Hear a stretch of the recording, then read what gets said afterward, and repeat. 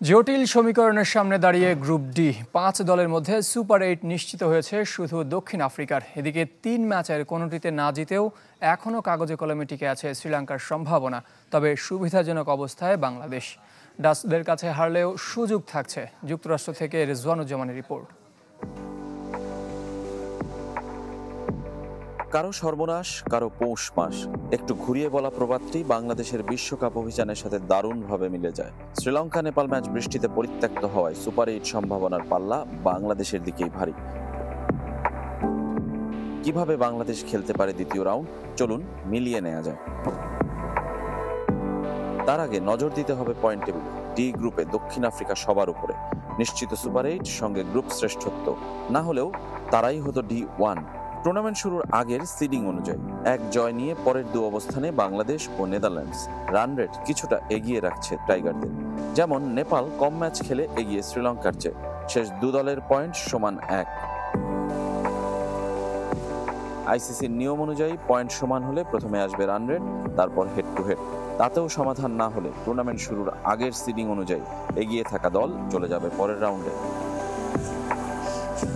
এবার দেখা যাক সম্ভাবনায় কারা টিকে আছে। অঙ্কের হিসাবে বাকি ৪ দলই। জটিল সে সমীকরণে যাবার আগে বাংলাদেশের অবস্থান ব্যাখ্যা করা যায়। বাকি ২ ম্যাচের ২টিতে জিতলে বাংলাদেশ নিশ্চিত করবে শেষ ৮-এ থাকা। কোনো হিসাব লাগবে না, এক ম্যাচ জিতলেও সম্ভাবনা থাকবে। সেই জয়টা যদি নেদারল্যান্ডসের সঙ্গে আসে তাহলে কথাই নেই। হারলেও নেপালের সঙ্গে বড় জয় রান রেটে তাদের এগিয়ে থাকা নিশ্চিত করবে।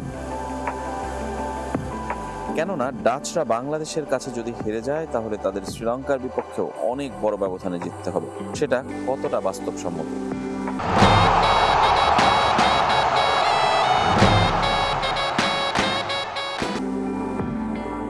যেমন শ্রীলঙ্কার মাত্র ১ পয়েন্ট নিয়েও ভাগ্য আর পারফরমেন্সের জোড়া সাঁকো মেলানোর আশায়। বাংলাদেশ নেদারল্যান্ডস ম্যাচ বৃষ্টিতে পরিত্যক্ত হওয়ার প্রার্থনার পর নেপালের কাছে বাংলাদেশের পরাজয় চাইতে হবে তাদের। আর নিজেদের শেষ ম্যাচে নেদারল্যান্ডসের সঙ্গে জিততে হবে বড় ব্যবধান। নেপালকেও হেলাফেলা করলে চলবে না, অঙ্ক তাদের পক্ষেও আছে। বাকি ২ ম্যাচে জিতলেই হারবে বাংলাদেশ, তাহলে তারাও তো যেতে পারে।